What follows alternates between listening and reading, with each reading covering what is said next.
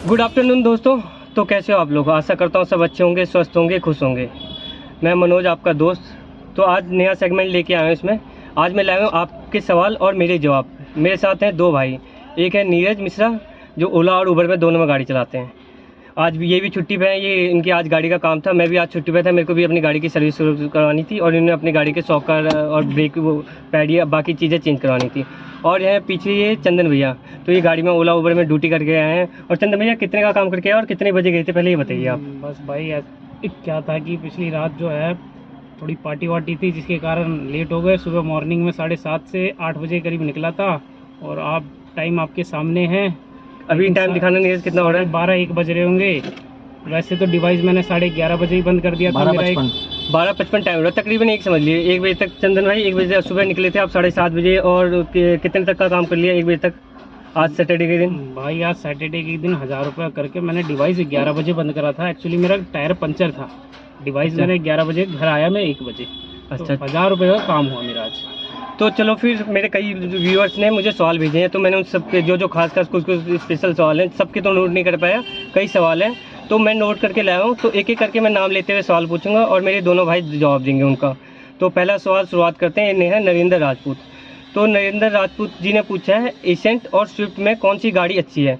तो पहले नीरज आप बताओ, एसेंट और स्विफ्ट में कौन सी गाड़ी अच्छी है? एसेंट और स्विफ्ट में अगर मैं खरीदता तो मैं तो स्विफ्ट डिज़ायर ही खरीदता, क्योंकि स्विफ्ट वो भी और मैन्युफैक्चर फिटिंग सीएनजी, क्योंकि मारुति की मैन्युफैक्चरिंग फिटिंग सीएनजी मतलब ये कंपनी फिटेड सीएनजी। हाँ, कंपनी फिटेड में और मैन्युफैक्चर फिटिंग में ये फ़र्क है। कंपनी फिटेड जो होती है वो आगे जिसका नोजल होता है, और मैन्युफैक्चर फिटिंग होती है जिसका पीछे नोजल होता है। तो मैं तो प्रेफर करूँगा स्विफ्ट डिज़ायर को। चलो, और नीरज सोनू भाई आपका? हाँ, स्विफ्ट डिज़ायर अच्छी गाड़ी है, सर्विस के मामले भी नहीं। और मारुति की जो है गाड़ियाँ होती है वो मेंटेनेंस में भी अच्छी होती है। और ओवरऑल अगर आप व्यू 10 में से 10 ड्राइवरों से पूछोगे ना, तो आई थिंक 8 का जवाब आएगा कि स्विफ्ट डिज़ायर ही लें।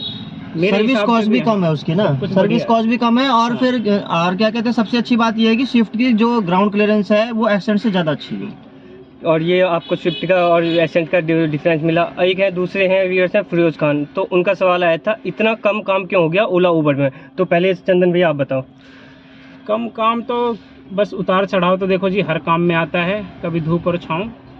हाँ, ये कह सकते हैं कि पिछले 10-15 दिन से काम डाउन है। अब कैसे है ये तो थोड़ा मार्केट में समय बिताने से ही पता लगेगा, लेकिन ओवरऑल काम 15 दिन पहले तक ठीक था। इस 15 दिनों में ही काम डाउन हुआ है बहुत ज़्यादा, और अदरवाइज ठीक था काम। आपको भी ये लगता है नीरज? सेम, बिल्कुल सेम, मेरा भी यही है।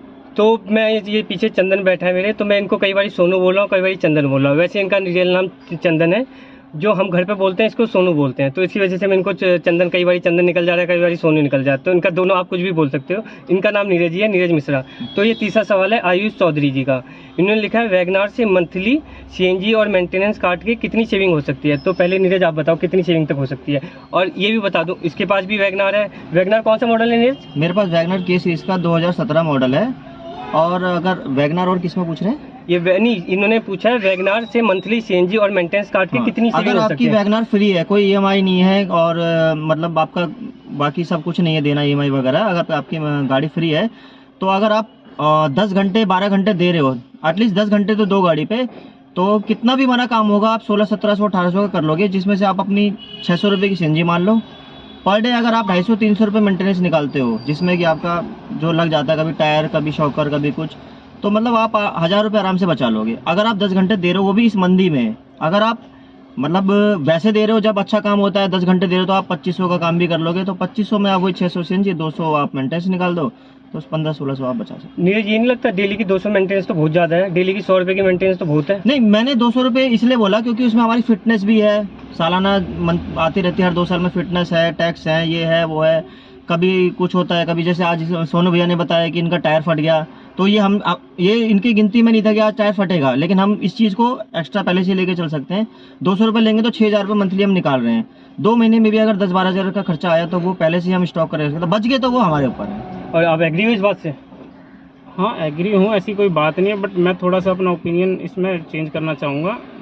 जो मनराल साहब के जो फॉलोवर्स हैं, मैं उनको ये बताना चाहूँगा कि अगर आप ओला उबर के अंदर 12 घंटे देते हैं, तो मेरे हिसाब से आप 1500 से 2000 रुपये तो पर डे है ही है है ही है। ये सीएनजी काट के हैं वैसे? नहीं, अगर 2000 का आप काम करते हो तो उसमें 500 रुपये की सीएनजी निकाल लीजिए। हाँ 1500 रुपये का काम है, बिल्कुल है। आप उसे मल्टीप्लाई कर लीजिए जी 30 दिन से 45,000 बन जाते हैं आपके। उसके अंदर आप 10-12 हज़ार की EMI निकाल लीजिए। हर महीने में तो देखो जी सर्विस होती नहीं है, डेढ़ दो महीने में 2 महीने में 3,000 की सर्विस तो 10 और 3 13 या 15 ले लो आप। 45 में से अगर 15 निकाल भी देते हो फिर भी 30,000, अगर मैं कहता हूँ 30 भी ना मानो 25,000। तो सर आप ये भी देखिए कि आपकी EMI भी जा रही है, सर्विस मेंटेन भी, तो आई थिंक 25-30,000 रुपए कोई बुरे नहीं है। बट आपकी जब गाड़ी फ्री हो जाएगी तो आप सोचिए कि आप पूरी पैसे तो आपकी अर्निंग होगी ना। तो मृणाल साहब ये है हमारा ओपिनियन। बिल्कुल सही। और एक चौथा सवाल है, इनका मुझे नाम नहीं पता था, इन्होंने खाली XXX जैसी कुछ लिखा हुआ था। इन्होंने लिखा है सिलेरियो और स्विफ्ट टैक्सी में कौन सी बेहतर है? ये जवाब तो हमने अभी पहले दिया है शायद। ये उसमें दिया था, एसेंट और स्विफ्ट में दिया था। ये लिखा है इन्होंने सिलेरियो और स्विफ्ट टैक्सी में कौन सी बेहतर है? दोनों ही बेस्ट है मेरे लिए, बजट के ऊपर है, लेकिन बेस्ट जो है स्विफ्ट डिजायर ही है। और चंदन आपका? हाँ जी, स्विफ्ट डिजायर के मुकाबले इस समय मार्केट में कोई गाड़ी नहीं है। ये सिर्फ हम 2-3 का ओपिनियन नहीं है, आप मार्केट में खुद उतरिए, खुद रिव्यू लिए, और मेरे हिसाब से आपको जो हम जवाब दे रहे हैं वही जवाब आपको भी मिलेगा। स्विफ्ट डिजायर सबसे बेस्ट है, सबसे बेस्ट गाड़ी है। आपका 1-2 लाख एक्स्ट्रा लग रहा है, लेकिन स्विफ्ट डिजायर से बढ़िया कोई गाड़ी नहीं है। टैक्सी लाइन के लिए सबसे टैक्सी लाइन के लिए सबसे बेस्ट एंड बेस्ट गाड़ी है। ग्राउंड क्लियरेंस, लो मेंटेनेंस तो मारुति की सारी गाड़ियां हैं, लेकिन जैसे वैगनार है जल्दी खर्चा मांगती है, वो जल्दी नहीं मांगती खर्चा। तो 5वां सवाल है सुनील जी का, बिना पुलिस वेरिफिकेशन के गाड़ी अटैच हो सकती है क्या? पहले आप बताओ। नहीं, ये देखो जी, ये डॉक्यूमेंट जो है वो आपको पूरे करने पड़ेंगे। पुलिस वेरिफिकेशन की जरूरत पड़ सकती है, आपको चाहिए, वो तो चाहिए जरूर। ये तो देखो जी नॉर्मल चीज है, और इसमें कोई हार्ड नहीं है कि आपको सोचना पड़ेगा। नॉर्मल है, अपना जाके फॉर्म भरिए और 5 से 6 दिन के अंदर आपकी वेरिफिकेशन हो जाएगी। वो वेरिफिकेशन आपको सबमिट करना है। ये तो मैं कह रहा हूँ, ये तो कंपनी वाले भी कर सकते हैं। वहाँ जाओ तो फीस लेते हैं। उबर जब हमने उबर ऑफिस में जब हमने ज्वाइन करा था उस टाइम तो हमारा सब कंपनी ने करके दिया था। अब क्या सीन है कंपनी का? देखो, कंपनियां हैं अपने हिसाब से रूल और फॉलो करती रहती हैं और थोड़ा चेंजिंग लाती रहती हैं। वो तो आई थिंक वहाँ जाने के बाद ही पता लगेगा, लेकिन मेरे हिसाब से तो ज़रूरी चीज़ है ये, पुलिस वेरिफिकेशन ज़रूरी चीज़ है। और कोई हार्ड प्रोसेस नहीं है इसका बड़े भाई, जिसने भी भाई ने सवाल पूछा है। ये नॉर्मल आधे घंटे का भी काम नहीं है। किसी साइबर कैफ़े पे जाइए, या जिससे आप गाड़ी खरीद रहे हैं ना, वो खुद वेरिफिकेशन करा देते हैं। आज की डेट में इतना सब कुछ है, वो भी करा देते हैं। तो इसका सवाल, अगर आपका कोई पुलिस रिकॉर्ड नहीं है, तो अगर आपका देखो बैकग्राउंड रिकॉर्ड खराब है, कोई आप क्रिमिनल केस में है, कोई आपके ऊपर ऑलरेडी केस चल रहे हैं, तो फिर तो आपका देखो पुलिस रिकॉर्ड नहीं होगा। ये तो जाहिर सी बात है। कोई केस नहीं है, कुछ नहीं है, तो आपका नॉर्मली बहुत इजीली, जैसे सोनू भाई ने बताया, बहुत इजीली आराम से हो जाएगा वो, कोई इसमें कोई प्रॉब्लम नहीं है। एक और सवाल है, छठा सवाल है ये है राहुल राय का। मैं इस लाइन में आना चाहता हूँ, पर मैंने टैक्सी नहीं चलाई कभी, पर ये कह रहे हैं मुझे गाड़ी चलानी आती है, तो इनके लिए क्या राय है इस बारे में? गाड़ी चलाना अगर आपको आता है तो देखो, शुरू में आप थोड़ा बैकअप लेके चलना, क्योंकि शुरू में थोड़ा टफ होता है। कोई भी काम करेंगे, गाड़ी चलाना क्या, आप कोई भी छोटा काम करें, बड़ा काम करें, शुरू में टफ होता ही है। बट लेकिन आप थोड़ा जब सीख जाएंगे, आपको एक्सपीरियंस हो जाएगा। जैसे हमारे ये बताते रहते हैं मनोज जी कि यहाँ जाओ, ऐसे यहाँ ड्यूटी बजती है यहाँ, तो उस चीज़ों को फॉलो करते रहो। बाकी नॉर्मल है, कुछ ऐसा इतना बड़ा इश्यू नहीं है। बस शुरू में थोड़ी दिक्कत आएगी, 5-6 महीने, साल भर भी हो सकता है। बाकी फिर आप नॉर्मल आप सीख जाओगे। सुनो, मैं भी यही कहूँगा। देखो जी, किसी भी लाइन में आप, किसी भी धंधे में आप जाते हैं ना, तो थोड़ा सा स्ट्रगल करना पड़ता है। अगर आप 5 महीने तो बहुत ज़्यादा होगा, अगर आपने 1 से 2 महीने सर्वाइव कर गए ना ओला उबर में, तो बढ़िया इनकम कर सकते हैं आप। कुछ नहीं है जी कि देखो, कोई सीख कर नहीं आता। हम भी अनाड़ी थे, हमें भी कुछ नहीं पता था, जीरो थे हम।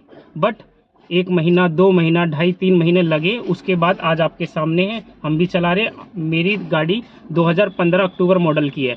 15 से अब टाइम जोड़ लीजिए आप, आई थिंक 7-8 साल होने को आ गए। 7-8 साल से मेरे को अब इससे बढ़िया काम नहीं लगता। अगर आप टाइम देते हैं, सबसे बढ़िया है। देखो जी, अगर आप 10 से 12 घंटे देते हैं, नौकरी भी तो करते हैं कहीं, वहाँ भी तो 10-12 घंटे देते हो, अगर आप इसमें दे लेते हो तो महीने के 40-45 हज़ार कमाना कोई बड़ी बात नहीं है। हाँ, कभी महीने आपका 25 भी आएगा, 30 भी आएगा, ये ऊपर नीचे उतार चढ़ाव आता रहता है, लेकिन काम बढ़िया है। काम है मार्केट में, आप ले सकते हैं, चला सकते हैं। आपको अगर नए हैं तो आप किसी दूसरे की गाड़ी पकड़िए, 10 दिन चलाइए, थोड़ा सा अनुभव लीजिए, फिर उसके बाद ले लीजिए। ये नहीं है कि डायरेक्ट आप नई गाड़ी किसी भी भाई बंधु से अपना 10-15 दिन चलाकर सीख सकते हैं। थोड़ा सा सहायता हो जाएगी आपके फ्यूचर, नई गाड़ी लेने के लिए काम आएगा ये सब चीज़। क्योंकि आप इन्वेस्ट करोगे, जाहिर सी बात है, आप इतना मोटा इन्वेस्ट कर रहे हो, तो आप अगर दूसरी गाड़ी चला के इन्वेस्ट करोगे तो आपको पहले समझ आ जाएगा। बिल्कुल सही बोला इन्होंने, क्योंकि डायरेक्ट आप अपनी खरीद लोगे, आपको समझ नहीं आ रहा, आप होपलेस हो जाओगे क्या हो रहा है। आप पहले किसी और के चलाओगे, आप चाहे मंथली पे कर लो चाहे डेली बेस पे कर लो, हर तरीके से गाड़ी मिल जाती है, तो वो ज़्यादा बेस्ट है। आप पहले दूसरों की चला लो, कोई नई लेना जा रहा है तो फिर उसके बाद आप उसको मार्केट में अपनी खरीद करो। ये है 7वां सवाल अर्पित शर्मा का। भाई मंथली कितना सेव हो सकता है अगर कार की EMI ना देनी पड़े तो सेकंड हैंड कार में? तो सेकंड हैंड कार ये में कितना जवाब सेव? अभी ऑलरेडी हम दे चुके हैं तो पहले। तभी ऐसी हाँ। फटाफट तभी आंसर दीजिए। मोटा मोटी वही, अगर मंथली नहीं है तो 30-35 हज़ार रुपये आप निकाल लोगे, अगर टाइम दे रहे हो 10 घंटे तो। पर एक्सपीरियंस तो मैटर करता है। एक्सपीरियंस मैटर करता है, और ये है एक्सपीरियंस भी मैटर करता है, प्लस में आपको पेशेंस भी चाहिए। और ये है 8वां सवाल दिनेश जी तक का। आज तक का एक मंथ का कितना प्रॉफिट कमाया है मैक्सिमम? पहले नीरज, एक मंथ का कितना प्रॉफिट कमाया है मैक्सिमम? मैंने एक मंथ में मैंने तो खैर 80-90 हज़ार भी कमाया है। हमारे Starting तो time खैर में। बड़े उस्ताद जी ये हैं, स्टार्टिंग में खैर पैसा था, इंसेंटिव था, तो हमने 80 हज़ार तो मैंने खुद अपना इनकम पर मंथ कमाया है, वो भी मतलब सैटरडे संडे जिसमें हम जाते ही नहीं थे, 5 दिन देते चंदन, थे। इनकी तो चलो मैं बताता हूँ, इनकी तो बात अलग ही है। ये हमसे मैं ज्वाइन हुआ इसमें 31 दिसंबर 2015 का मेरा मॉडल है, और इनका मॉडल मेरे से पहले का है, तो अंदाजा लगा लिया उस टाइम पे कितना काम था, कितना पैसा था। मैं 31 दिसंबर 2015 को मैंने गाड़ी ली थी, मेरा रजिस्ट्रेशन उस दिन का है, तो उसके तकरीबन 20-25 दिन बाद मैंने गाड़ी चलानी चालू करी। और ये चंदन भाई का पहले रजिस्ट्रेशन नंबर डेट बताएंगे अपनी, फिर आप उनकी इनकम पूछिएगा। जी, मेरा 15 अक्टूबर 2015 अक्टूबर की गाड़ी है मेरी। और रही बात इनकम की कि कितना कमाया है, सर वो तो मैं अगर बीते हुए मुर्दे ना ही उखाड़े तो अच्छी बात है, क्योंकि वो तो सोनू भाई, लेकिन आप आपने believe गाड़ी से मतलब आपने अपनी जिंदगी सवारी है, मैंने जो देखा है। नहीं, जिंदगी तो सवाल मतलब कहने का मतलब आप जो नॉर्मली जो कहने का मतलब कि जो नॉर्मली नौकरी करते थे उससे अच्छा बेटर हमने कमाया है उस देखो, टाइम में। अब मैं starting में। मन्नाल साहब के फॉलोअर्स को अगर बोलूं तो आप बिलीव नहीं करेंगे सर, क्योंकि इम्पॉसिबल वाली चीज थी।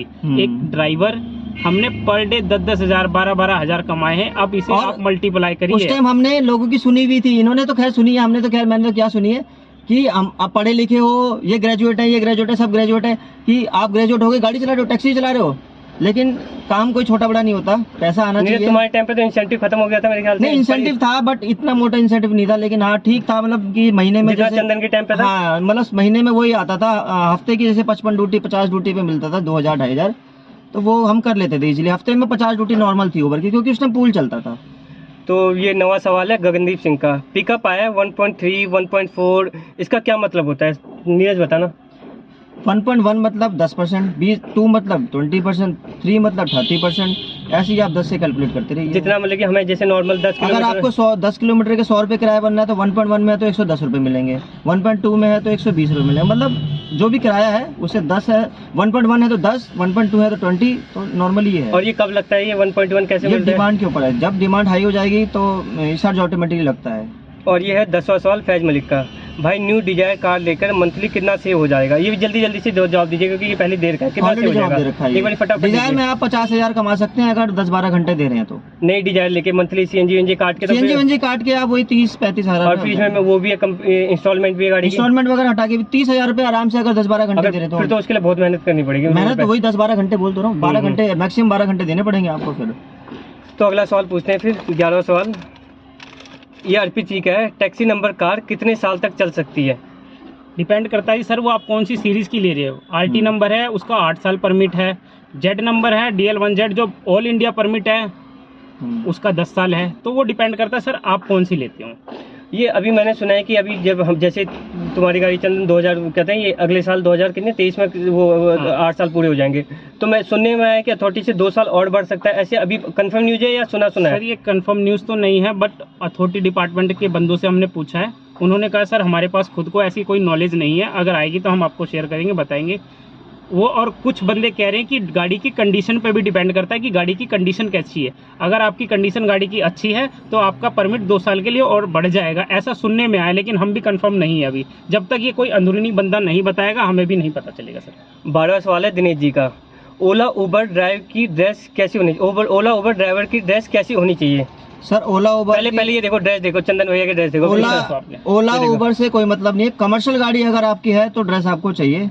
वो ओला उबर चला रहे हो, चाहे आप किसी की प्राइवेट बुकिंग लेके जा रहे हो, तो अगर आपकी पीली प्लेट है, कमर्शियल नंबर है, तो ब्लू डार्क ब्लू पैंट है और light blue sky blue shirt है जो इन्होंने पहन रखी है। आपने देखा होगा, जैसे आपने देखा होगा मनोज जी भी पहनते हैं। मैं तो खैर आज छुट्टी पे था, मैंने नहीं पहनी है, तो आपकी कमर्शियल गाड़ी है, चाहे वो ओला में चलाओ, चाहे उबर में चलाओ, चाहे आप आउट स्टेशन जाओ, चाहे प्राइवेट बुकिंग लेके जाओ, आपकी वो ड्रेस जो ब्लू पेंट डार्क और लाइट स्काई ब्लू जो शर्ट है वो होनी चाहिए।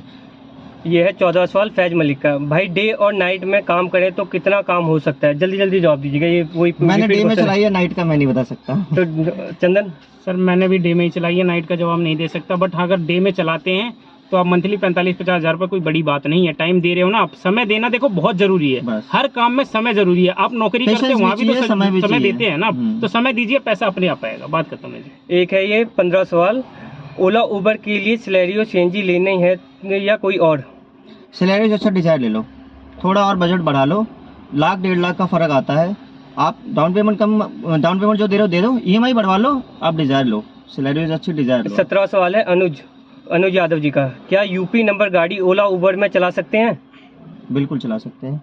सर हिंदुस्तान की कहीं की भी नंबर प्लेट की गाड़ी आप चला सकते हैं, उसके सिर्फ डॉक्यूमेंट्स की ज़रूरत है आपको। अगर आपकी गाड़ी के डॉक्यूमेंट्स और चलाने वाले के डॉक्यूमेंट्स पूरे हैं तो आप ऑल इंडिया की कहीं की भी गाड़ी दिल्ली में ओला उबर में कहीं भी चला सकते हैं, कोई दिक्कत नहीं। यह है 17वां सवाल सुनील कुमार जी का। ओला उबर में अटैच के लिए कौन सा लाइसेंस लगता है?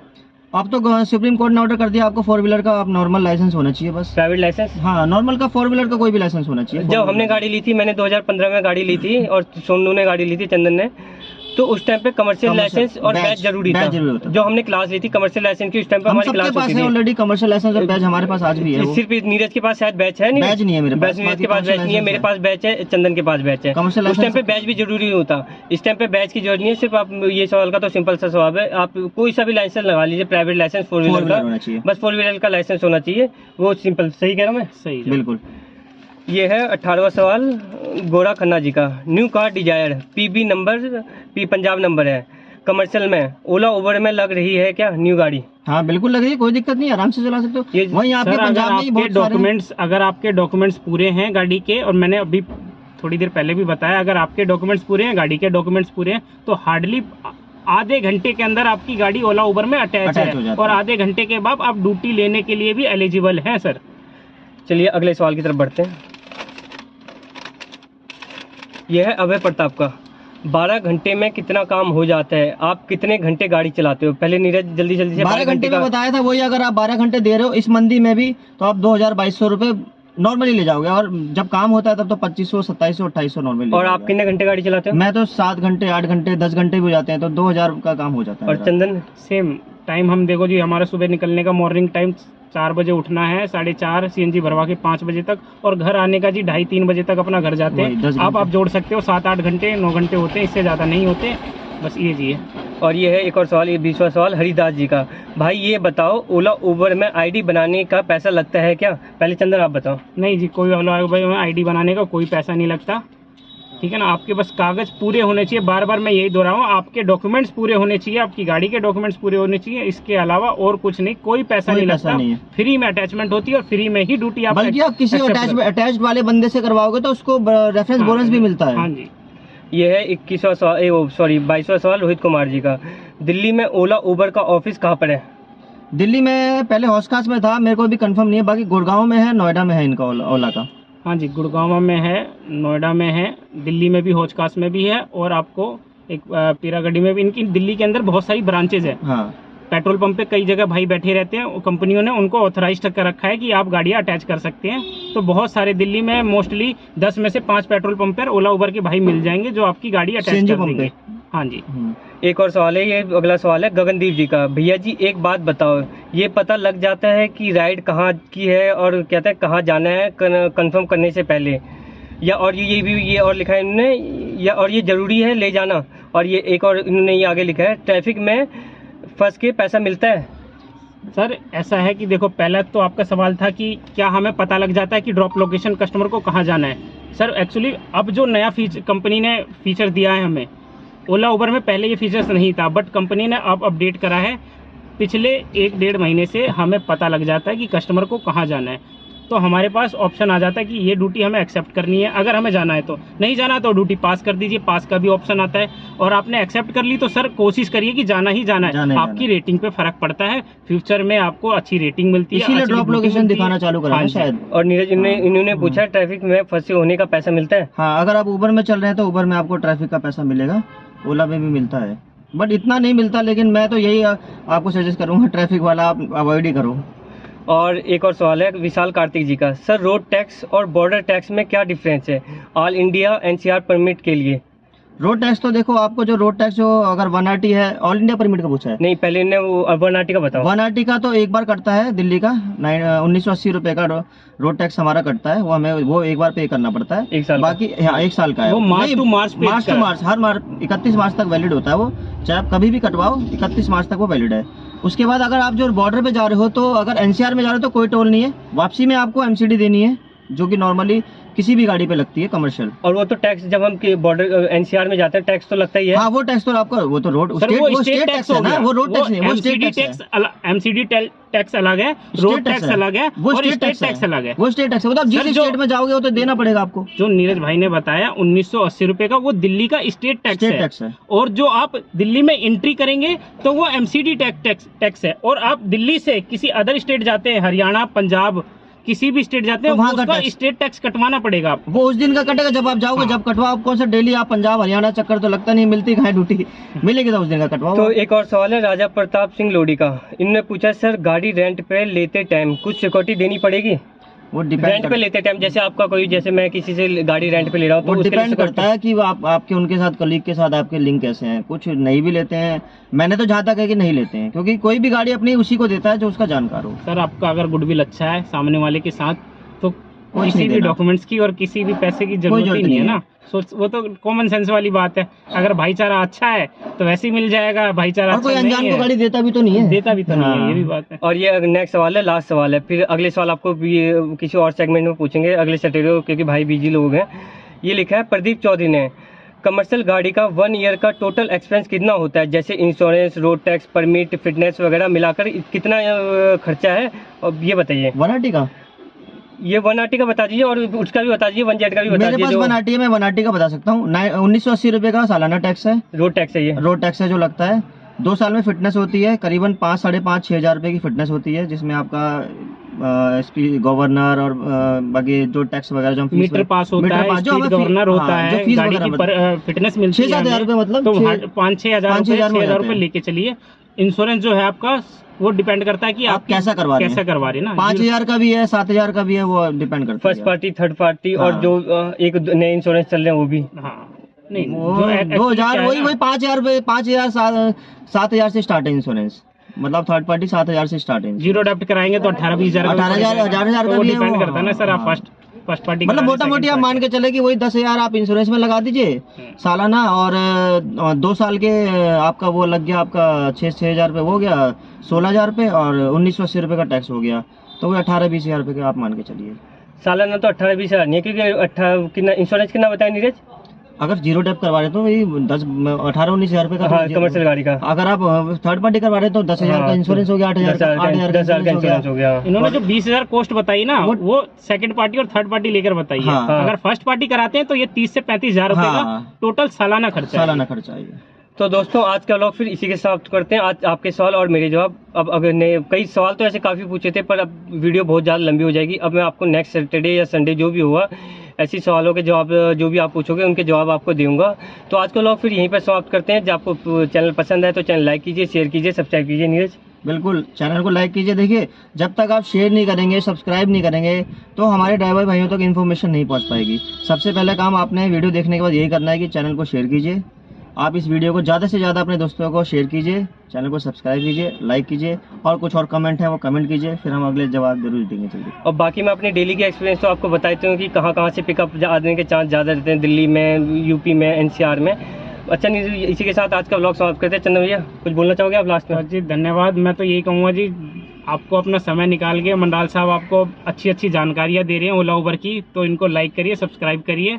ज़्यादा से ज़्यादा आप इनको जितना सपोर्ट करेंगे उतनी न्यूज़ ही आपको देंगे, और अच्छी न्यूज़ दे रहे हैं आपको पर डे। डेली के डेली आपको यहाँ से ड्यूटी मिलेगी, यहाँ से नहीं मिलेगी। ऐसी इन्फॉर्मेशन किसी भी यूट्यूब चैनल पर नहीं मिलेगी। मंडाल साहब, जो आपने हमें अपने लाइव चैट में बुलाया, थैंक यू नीरज, और थैंक यू चंदन। तो मिलते हैं फिर इसके नेक्स्ट सेगमेंट में।